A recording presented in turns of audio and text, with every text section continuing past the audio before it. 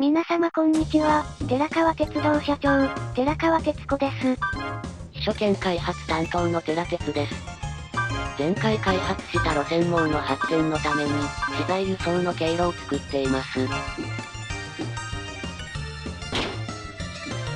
ここでちょっと皆様にお詫び。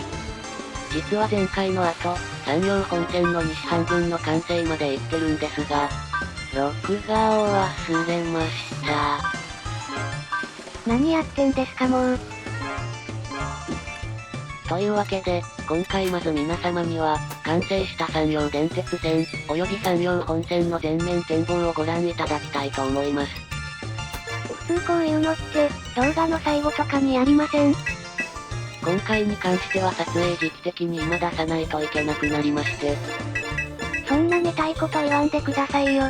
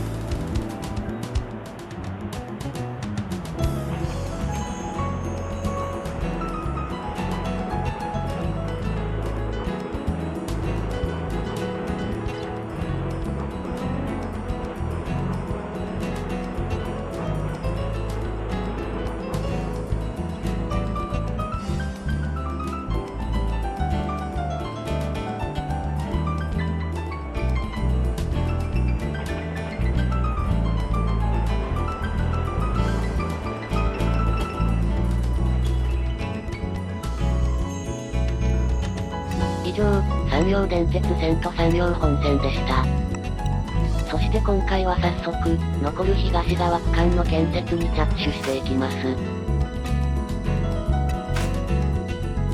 というわけで、ここに新駅、東姫路を建設。この一方で、前回作った5着側からの線路も引っ張ってきておくよ。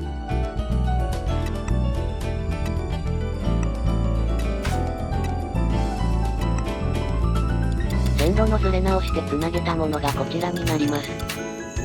何やってんですか？一旦保護区を区切った後で、ここから線路を分岐させています。そんな線路、実際にありましたっけ？いや、でも昔はあったんだよ。現在の姫路駅は、2006年に高架化されたんだけど、地上時代は姫路駅の手前に姫路鉄道部が存在していたんだ。さらに言えば1994年までは、同じ姫路駅構内に貨物用の設備も存在していたんだよね。本音を聞かせてもらえますか？今5着で折り返している貨物を折り返す場所がないんだよね。そうしたら姫路鉄道部の存在を思い出して。東姫路の横に貨物駅を作って折り返しですか？よく考えたもんです。ということで、着回し設定をして、姫路貨物駅の完成だ。早速、貨物列車をここで折り返させる設定に変更するよ。車両は変わらないんですね。全線改良してダイヤが安定したら、電気機関車牽引の貨物も入れていいと思うけどな。というわけで貨物列車の設定が終わったところで今回はここまで。次回は繋がった線路を走る旅客列車の紹介をしたいと思います。それでは、ご視聴ありがとうございました。